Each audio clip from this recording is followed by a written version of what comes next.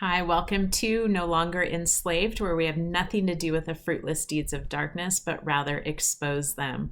I want to thank you for joining me again today. I want to come to you in this month of December because I know sometimes December can be a very difficult month for people.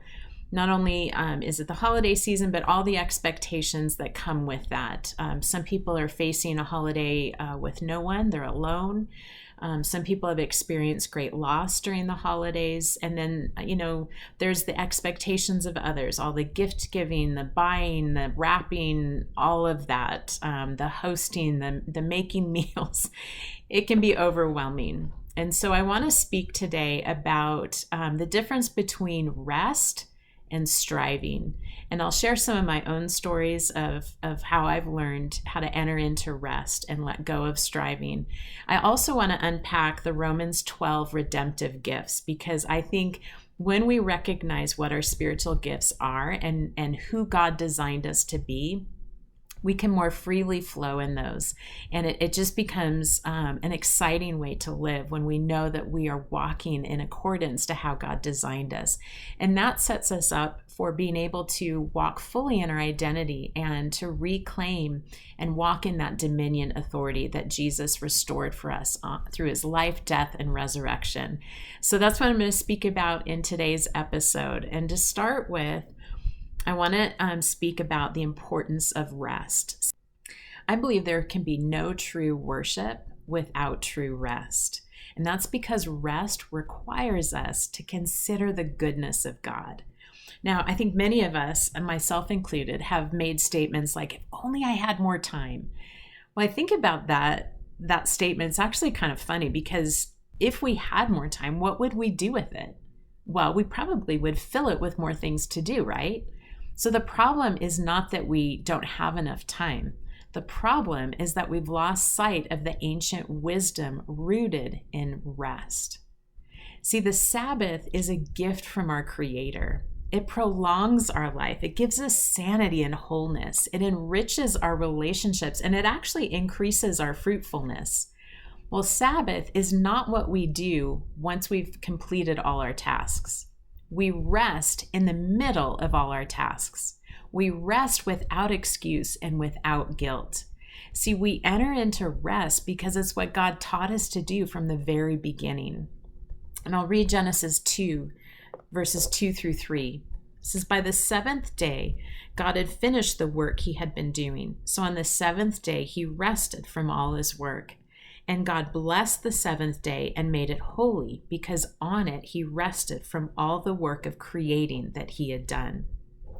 Well, I love to dig into the etymology of words. And if we look at the Hebrew word for rest in this passage, it's Shabbath. That's the root word for Sabbath. And listen to what it means.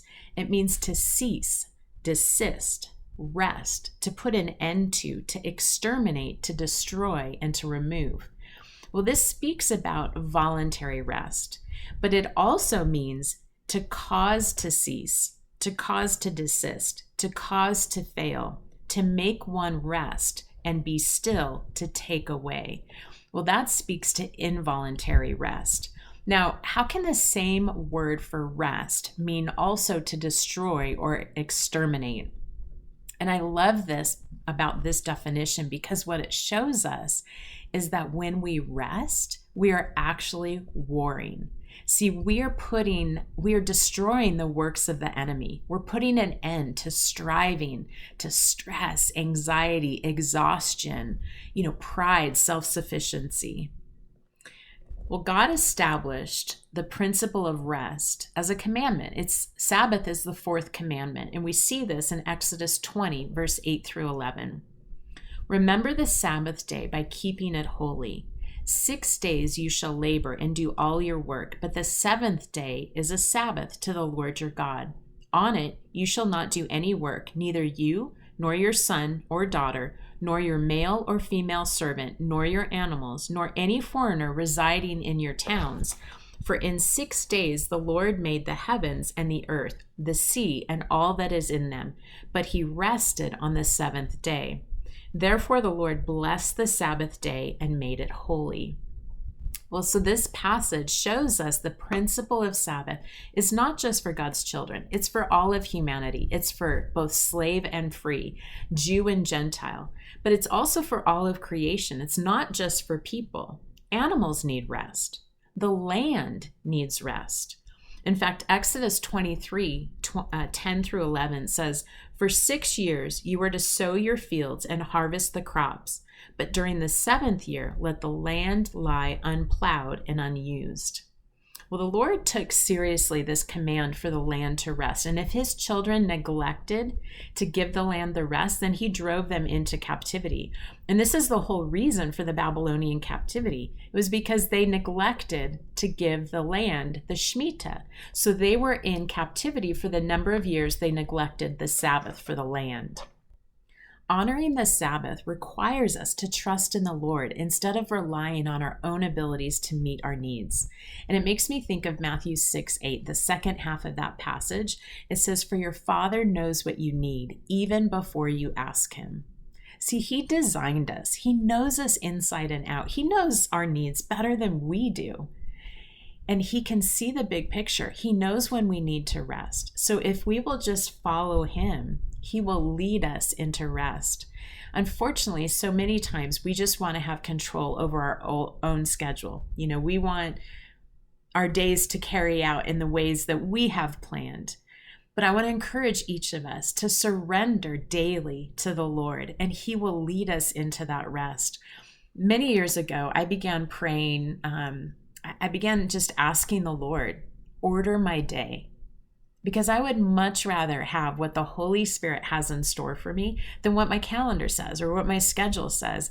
And he knows when I need rest, even more than I do. And there will be times where, I have a packed day, many different appointments, and one by one, each appointment will cancel. And that's when I know the Father is leading me into rest. And I love those kind of days because I get to just be in his presence and rest in his goodness. Well, we get to choose whether or not we enter into rest. We also get to choose how we enter into rest. Are we going to enter voluntarily or involuntarily? Now, when we enter voluntarily, it means that we choose to cease. We choose to stop, to desist, to no longer rely on our own abilities. We choose to rely on the Lord for his provisions and meeting our needs. When we involuntarily enter into rest, it means something or someone causes us to cease. Now, we can work ourselves so hard that we cause sickness or injury. We could get laid off from our job. These types of circumstances, they force us to rest, but we still have a choice. Are we going to enter into rest? Or are we going to get so worked up in our emotions, anger, worry, fear, anxiety, that we can't enter into that rest? Well, in my life, I've had times of rest that were voluntary and involuntary, and I would much rather choose rest. Now, this is something that the Lord has been teaching me over many, many years, because I used to be someone who had the mindset of striving, and the Lord had to teach me to rest. And like I said, I've entered it both voluntarily and involuntary. When it was involuntary, it usually was like a prolonged sickness or an injury that would cause me to have to rest. And I would say that I'm getting better at resting because the Lord has been working on this with me for a long time. And I used to be someone who would strive. Now, on the Strength Finders test, one of my top strengths is achiever. So I'm constantly working on something. I've got these projects, research projects, writing projects, projects around my house. I'm constantly working on something. And sometimes my husband teases me that I've got this running list of to-dos in my head, and it's totally true. I do. Well, I used to be someone who would just go, go, go until I collapsed. And that was because I was always striving after something, and striving can get really ugly. Well, thankfully, the Lord broke me out of that mindset, that stronghold of striving. And I really had to go back to understanding, where did this come from? What was the origin of it in my life? Now, fun fact, I was a competitive figure skater when I was a child from age 6 to age 13. And I'm a natural athlete, so I did really well in figure skating. I competed, from starting, I don't know when my first competition was, maybe age 8. But every competition I was in, I would finish either first, second, or third. And so I was training. I was at that point where I had a sponsor and we were making the decision of whether or not I was going to train for the Olympics and not go to school, not go to high school, and just train 8 hours a day. Well, my last 2 competitions, I did not place first, second, or third. In fact, my last competition, I was so well trained. I could do that program forward and backward perfectly, flawlessly. But when it came to day of competition, my nerves got the best of me, and I fell on one of my jumps. Well, after the program was over, I skated off the ice with my head held down. I was disappointed in myself. Well, that is number one thing not to do as a figure skater, because it's the last thing the judges remember. If they look at you and you're disappointed in how you skated, then of course they're going to mark you down. Well, I got off the ice and my coach yelled at me in front of hundreds of people, and my parents gave me the silent treatment. And so in that moment, I learned that if I fail, I'm going to be rejected. And so I made this inner vow, this unconscious pact with myself that I'm never going to fail. Well, that's exhausting. I pushed myself. I became a very driven individual. And I worked really hard at succeeding. Well, I needed to be delivered from that. And so the Lord led me to involuntary moments of rest because I wouldn't rest on my own. And he needed to teach me the difference between rest and striving. Now, when I enter into rest, it's beautiful because I learn so much in the process. I learn aspects of God's character. I mean, it brings me to a place of awe and wonder when I enter into that place of rest. And rest breaks the back of striving. Listen to Matthew 11:28-30. It says, "Come to me, all you who are weary and burdened, and I will give you rest. Take my yoke upon you and learn from me. For I am gentle and humble in heart, and you will find rest for your souls. For my yoke is easy and my burden is light." Well, there's a yoke of striving and there's a yoke of rest. Now, Jesus, he offers himself as our place of rest. Well, when I realized that there was a place of rest and it was in the bosom of Jesus, I realized that I can live my life in a place of rest. I can live in the presence of God. In fact, a couple of years ago, Jesus told me, he said, the enemy can't find you if you're hidden in my presence. And that's because the presence of the Lord is filled with so much glory. The light, it blinds the enemy. He can't even see into God's glory. And so if I'm hidden in the presence of Jesus, the enemy can't even find me. Jesus also gave me another analogy, and he said, I'm like this baby bird. And I saw a vision of myself like this bird under the shadow of Jesus's wings. And I've got my mouth open like a baby bird, and he's feeding me. But then when he sends me on assignment, I'm like that peregrine falcon that dives at top speeds, and I'm going to hit my mark. And as soon as I do, then I return to the nest. And again, I'm like that baby bird that's just waiting to be nourished, waiting to be fed. And I love that because it shows me how I can live in the presence of Jesus, that place of rest. Well, one of my latest favorite sport is paddleboarding. As I get older in age, I am no longer doing these high intensity sports that I used to do, but I love paddleboarding. And so I'll go out on the lake some days in the summer. I get to go out almost every day. It's incredible. Well, here in Salt Lake, we can get wind that just comes up all of a sudden. And there's times where I'm out on the lake in the wind, and it makes everything more difficult. And so I'm paddling, and one time the Lord just taught me this. He gave me this image of what the yoke of striving looks like.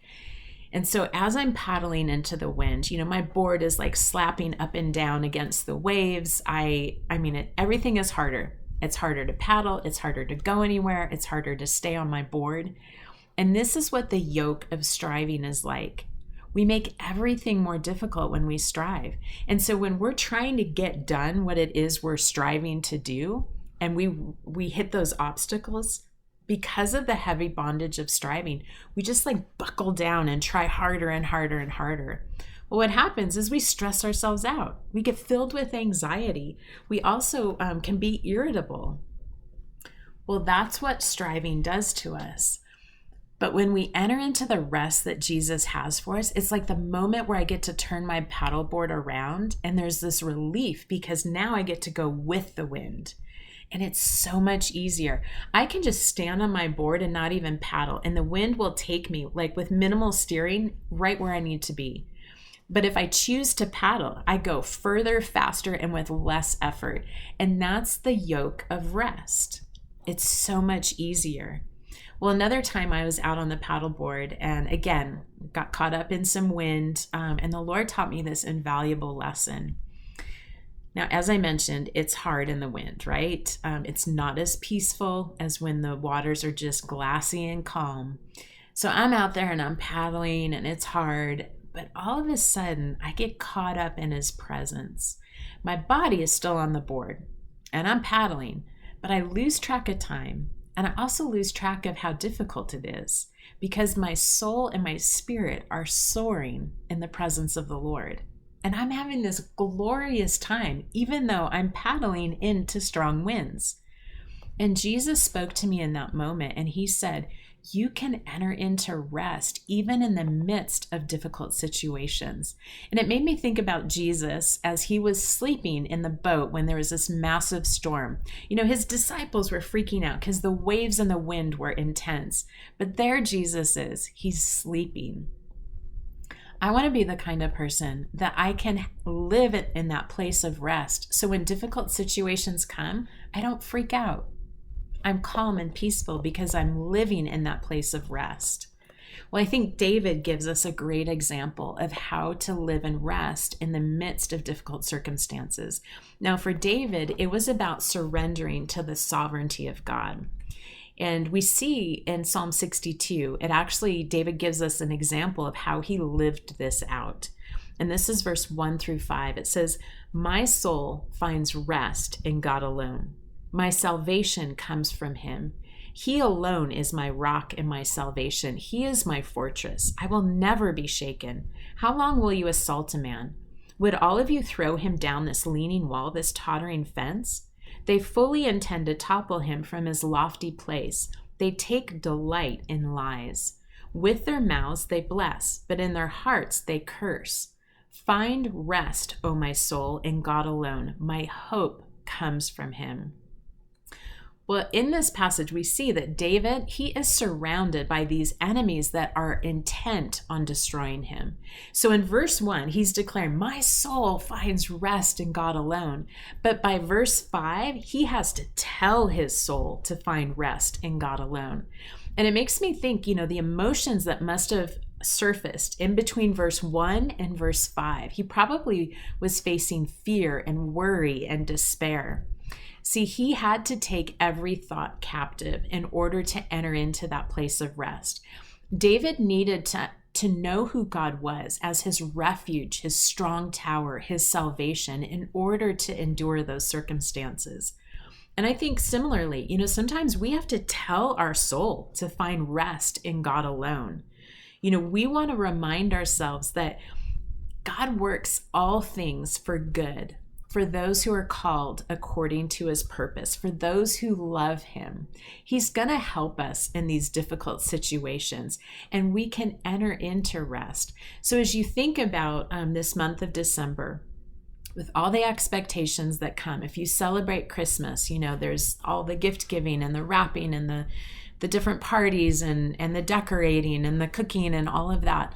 That can be very stressful for people. And I want to encourage you that there is a place of rest, and his name is Jesus. And when we enter into that place of rest, not only do we get to discover new aspects of God's character that maybe we don't see when we're all stressed out and frazzled, but he also teaches us who he's designed us to be. And that allows us to step into our redemptive gifts. So I want to share about our redemptive gifts. Now, these come from Romans 12. And I have to give credit where credit is due. I learned about redemptive gifts from Arthur Burke. He came to our church back in the early 2000s, and I just took copious notes because I recognized, my spirit could sense the treasures that he was depositing in our midst. And when I discovered my redemptive gifts, it made my whole life make sense. And so if you've never understood what these redemptive gifts are, I want to go through each of them, and hopefully it will enliven you to understand your God-given design, and you can step into more fully who you're called to be. So let's read Romans 12, 6 through 8. We have different gifts according to the grace given to each of us. If your gift is prophesying, then prophesy in accordance with your faith. If it is serving, then serve. If it is teaching, then teach. If it is to encourage, then give encouragement. If it is giving, then give generously. If it is to lead, do it diligently. If it is to show mercy, do it cheerfully. Okay, so there's 7 gifts here, and these are called redemptive gifts. They're also known as motivational gifts. Now, they're different from the 1 Corinthians 12 gifts. Those are the spiritual gifts given to us by the Holy Spirit. These are also different from the Ephesians 4 gifts, the 5-fold gifts. Those are given to us by Jesus. Now, these redemptive gifts are given to us by the Father at the moment of conception. You know, Psalm 139 talks about how we are fearfully and wonderfully made, how God designs us in our mother's womb. Well, he is designing redemptive gifts in us when we are in our mother's womb. And so we are born with these gifts. They define who we are. You know, they help us understand our personality, how we interact with people, how we do ministry, what our worldview is, all of those things. They help us understand. And woundedness will actually significantly impact how these gifts are carried out. So I'm going to go through each of the gifts. There's 7 of them, starting with the first one, which is prophecy. A better way to understand it, I think, is the term perceiver. Now, this person doesn't actually have to prophesy. Many perceivers do prophesy, but I'm going to give some behavioral characteristics. So typically perceivers are those that think black and white. They see the world in black and white. There's not a lot of gray. They can see right from wrong very easily. They typically take initiative. They love doing new things. They're not great at maintaining things. They can be verbally expressive. They have a lot of opinions, and they don't hold back in sharing them. They can judge things and people quickly because they can see right from wrong. Perceivers, they process things quickly as well. Now, these are people who are bold. They often are fearless. And they don't tolerate bondage. They hate being put in a box. They'll resist that. They can be extraordinarily generous. In fact, they can outgive givers. But the difference with the perceiver is that they will often give impulsively. So they don't necessarily think through it before giving, whereas the giver is very measured in how they give. Now, perceivers, they're visionary. They need to have a vision. They need to have purpose in their life so they know what it is they're doing and why. They are fiercely competitive. Winning is everything. They often can beat themselves up because they have high expectations for themselves. It's important for them to understand or to make sense of things. Now, a sign of maturity in this gift is that they recognize the sovereignty of God, and God chooses to do things whether or not we understand them or not. A perceiver values truth. In fact, values truth above relationship. And so they can end a relationship and just move on, like out of sight, out of mind. Perceivers have a passion for excellence, not only for themselves, but for those around them. And they have the biggest range of emotions. So these are people that are very expressive. An analogy is you can think of the difference between a piano with 88 notes versus the violin that has 24. So perceivers, they have the full range of emotions and they will express those. Perceivers also understand the mind of God. So they're more in tune with the mind of God, whereas mercy people are more connected to the heart of God. Perceivers also, they can identify the principles of God fairly easily. Okay, so now for the servants. Servants can see the needs very quickly, and they will be quick to respond to meet those needs. So they will have no problem setting aside something that they were working on. If a need arises, they're right there ready to step in, which is a beautiful aspect of servants. Now, sometimes they can get exploited by others because it's difficult for them to say no, and this is where a victim spirit can arise. They also have difficulty sometimes receiving affirmations from others. But servants don't have any enemies. Everyone loves the servants. And they can see good in others, and they'll honor others by serving them, which is so beautiful. Now, servants can have a fierce anger when someone has done something either to a family member or someone close. They're intensely loyal. They also like to save stuff, and not particularly in an organized manner. Sometimes they're organized, but not always. But they love saving things because you never know when it's going to come in handy to serve someone without something that you saved. My husband likes to call himself a resource specialist, and he definitely is. Servants work very hard. It's a beautiful aspect of them. Now, their downfall is that they can become enablers because they're always stepping in to serve and not giving other people the opportunity to serve. In the family, servants can attract dishonor, and this can become perpetual because they don't step in and put an end to that. Servants, if you have two parents that are servants, they can also be in denial with regards to their children because they can spoil their children because they're always the one serving and not having their children learn the value of giving and serving. Now, the motives of servants are pure and they can be trusted. They're honest people. They're such good people, the salt of the earth kind of people. And they don't expect anything back in return for their serving. And so these are people that prefer to be in the background. They don't want to be in the spotlight. So those are servants. Next, we have teacher. This is one of my redemptive gifts. Now, as a teacher, teachers validate truth, and accuracy is vital to them. And oftentimes teachers will be involved in research. These are people who like to have things line upon line, and they want to connect the dots to help people understand.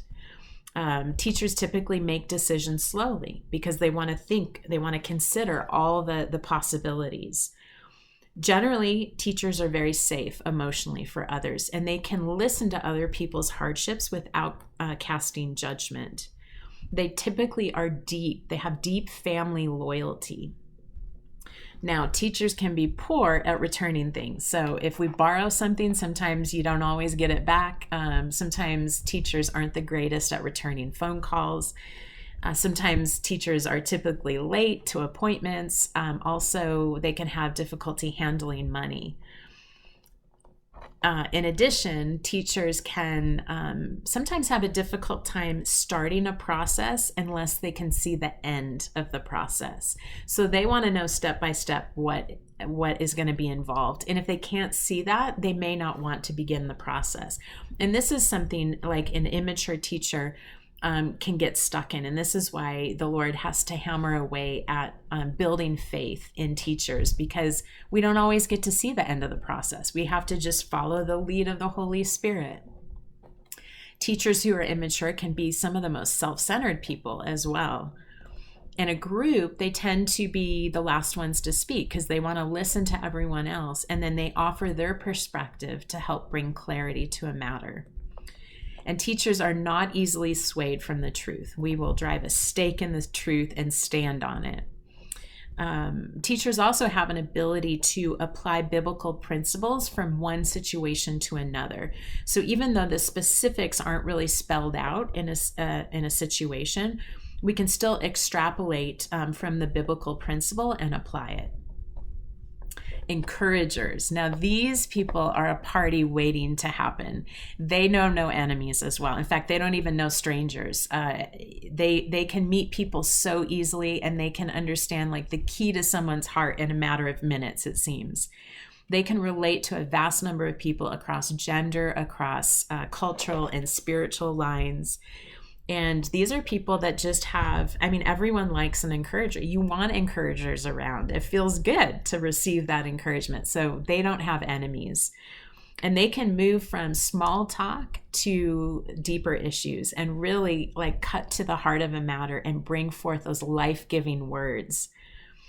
And this really helps in evangelism. I mean, some of the best evangelists are encouragers.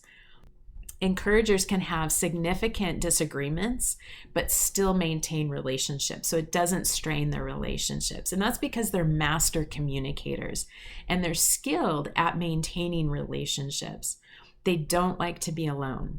These are people who are energized by being in a crowd of people. They're very flexible. They're spontaneous. They're not intimidated by change. Encouragers are visionary too. They can see the broader perspective, and they govern by relationship and persuasion, not necessarily by principle like the perceivers do. They're also more in tune to other people's feelings in the sense that they know like the timing of how people will receive things. Also, encouragers, they mobilize, they network, and they inspire people. And these are people that generally are called to, be in front of a vast number of people. So those are encouragers. Then we have the giver. Now, givers, they have a generational worldview, and this is a hallmark of this gift. And so they intentionally prepare the way for their family behind them. When they do things, they're always keeping in mind their children and their grandchildren and how this will set them up for success. Givers, they develop a spirit of nurture that develops an environment within the family that everyone enjoys getting along. Everyone loves being with each other. Also, givers can be very independent. God designed them not to be needy, so they rarely will reach out and ask for help. God designed them to look at a problem and be able to come up with a solution. Now, they cannot be hustled or manipulated to give. A giver gives when they are ready to give. They also can relate to a wide range of people. They tend to have very private lives, and spiritual warfare is not something that they typically gravitate to. They would rather have somebody else do the spiritual warfare. But givers are wise in how they give. And so rarely will they give to startup businesses or even startup ministries because they want to get a return on their investment. And so they want to see the track record of a business or a ministry. And then finally, they can tend to be frugal in how they manage money at home, but incredibly generous as they give. Then leader. Now, this is easy to spot. Leaders can take a vision and implement it. Typically, they have administrative skills. Leaders thrive under pressure. They love to be under pressure. And it's hard for them to rest for any length of time. Like they can go on vacation and maybe rest for a little bit, but then they pack their schedule with things to do. They also enjoy having those around them being under pressure as well. And it's most effective when there's a short duration. So it's like they're working on a task. Everyone is coming together to accomplish that task. It's also important to recognize that leaders, they don't need the affirmation or validation from others when they make a decision. They just need to know that this is the decision God wants them to make, and they move forward with that. Now, leaders are incredibly good at motivating people to get a task done. They're skilled with time management. Loyalty is extremely important. In fact, loyalty and relationship are more important than competence. One of the amazing things about leaders is they can take something and build on it and make it even better. A leader doesn't blame. They figure out what went wrong and then they'll come up with a solution. They have the ability to use imperfect people by positioning them in such a way that they bring out the best in them. Now, leaders typically will not volunteer. So if you need the help of a leader, you have to go ask them because they need to know that they're wanted. They won't just volunteer their time. And leaders are very task driven. So they're not the greatest on nurture. Mercy is the last one. And this is another one of my redemptive gifts. Mercy people rarely have enemies either. Now, mercy people, they are safe for those who are wounded. Oftentimes, people will come up to someone with mercy and they will just bare their soul to them. And it's because they're safe. As a mercy person, we have this radar. When we walk into a room, we can generally very quickly determine who's wounded and who's struggling with being rejected. It's just something, it's like a radar that we have. Now, mercy people have a lot of acquaintances, but very few intimate friends. And the intimate friends they do have, mercy people are incredibly transparent. Physical touch is important. Mercy people are wired for intimacy, both body, soul, and spirit. Now, they're slow to make transitions and slow to make decisions because they process things slowly. When they hear from God about something, it's hard to explain the why. And that's because mercy people have a connection with the heart of God, whereas perceivers have a connection with the mind of God. So it's beautiful when mercy people and perceivers are working together because you have both the heart and the mind of God represented. Mercy people operate on subjective and intuitive sense. They hate to confront others because they're wired for protection and nurturing. Now, mercy people can be fiercely angry when someone they love is offended. And so they can step in like this mama bear and intensely defend a loved one. Mercy people have this predisposition to worship and to draw near into the presence of God, easier than some of the other gifts. And that's because their heart and soul is created to be and not to do. So it's a Mary instead of a Martha. Well, this brings a sense of holiness and sanctification to people, to land, to buildings, to timelines. And when mercy people cultivate that relationship with Jesus, it actually allows them to build up virtue that then comes out of them to turn something that's defiled into holiness. And this is the whole reason why I became a psychologist, why I went into spiritual mapping, is because of the mercy in me. And so when I discovered my redemptive gifts, I'm like, oh my gosh, that totally makes sense. In high school, people would come to me and just like open up their biggest, deepest problems to me. And I was like, what is it about me? I don't understand why people bare their soul to me. Well, it's because of the redemptive gift of mercy.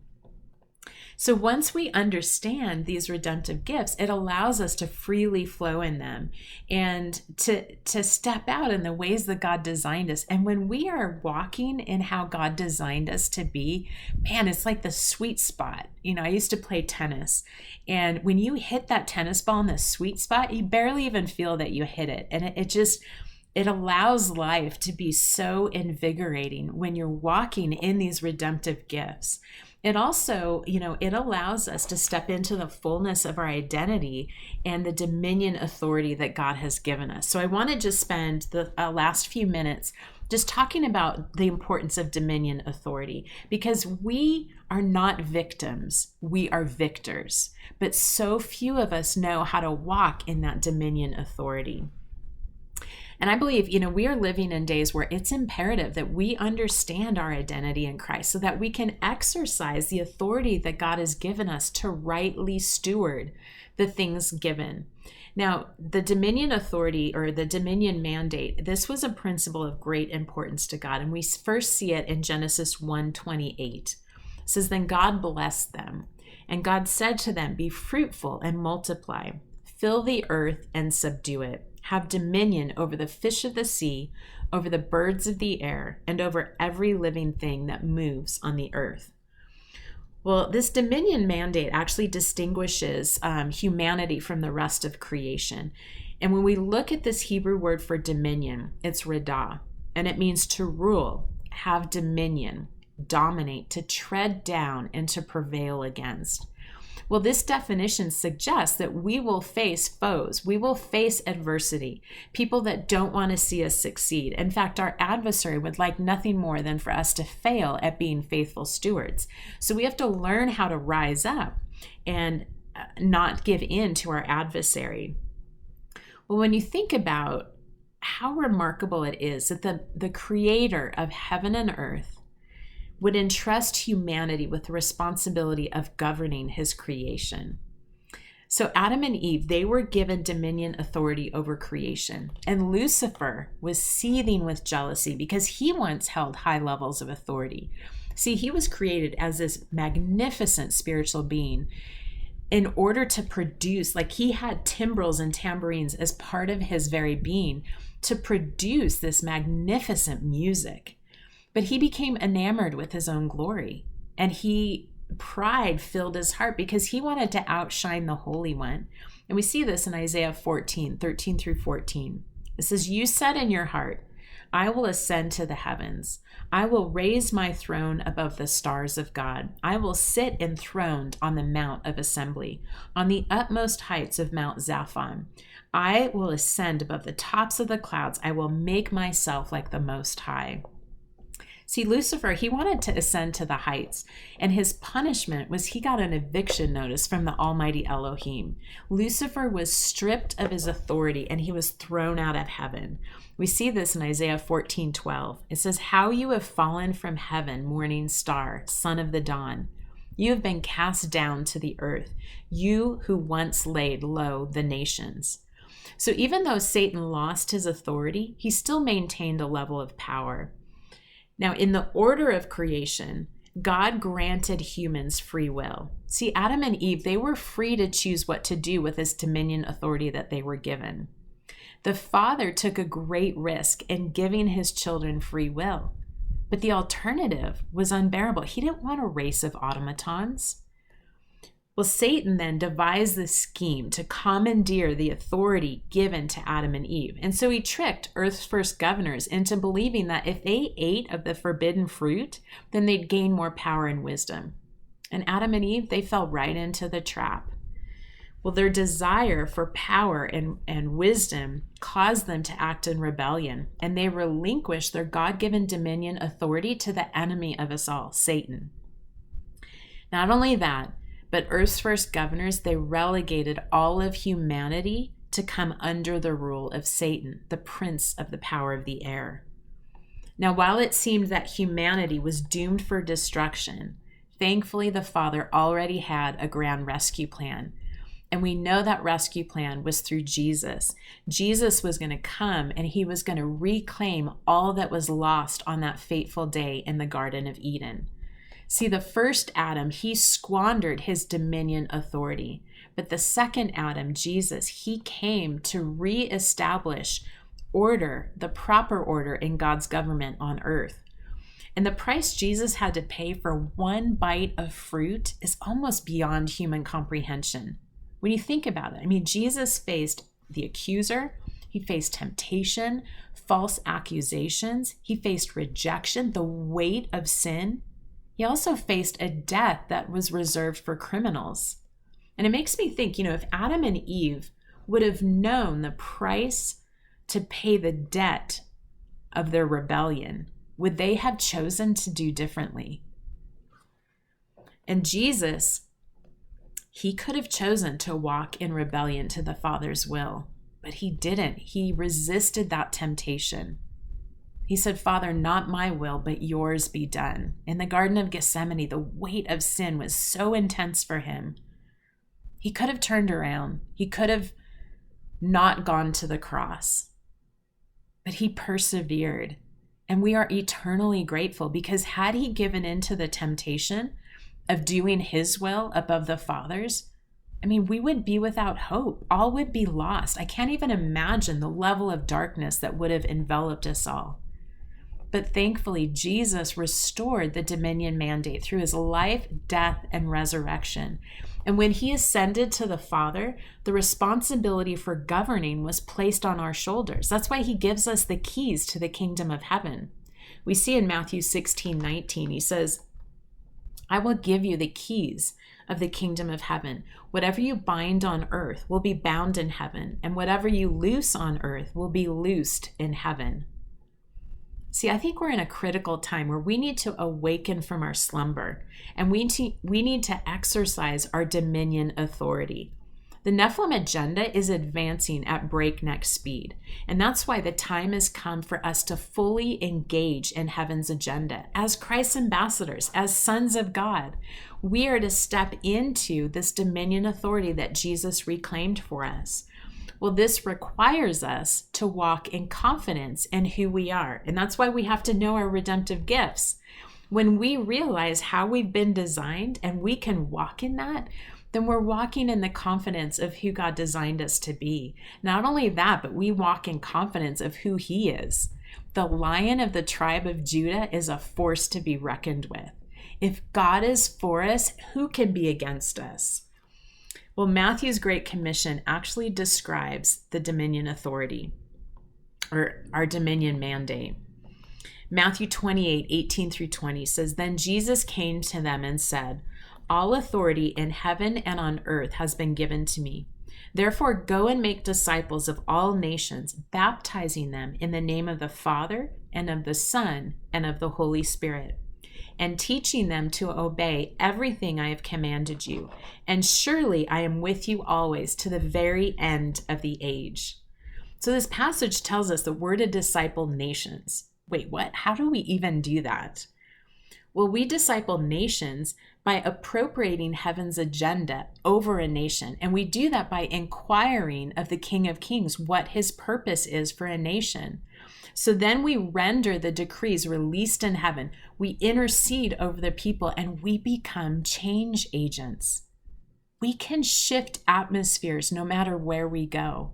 And we can set captives free because of the power of Jesus that lives in us. He has given us the keys to the kingdom, and we need to walk in that dominion authority. That's our responsibility as sons of God. And I believe we were born for such a time as this. So I just wanted to encourage you with this word. As we head into December, it can be very tense, stressful time. I want to invite you to live in that place of rest. It's in the bosom of Jesus. And when you are in that place of rest, the communion, the intimacy that you have with him, he begins to speak to you and show you who he designed you to be. And once you begin walking in the fullness of that, man, life is so beautiful that way. And so we don't have to give in to the stress, the expectations of this time of year. Pull away into the quietness, into the rest with Jesus, and he will teach you how to become victorious instead of live as a victim. Thanks for joining me.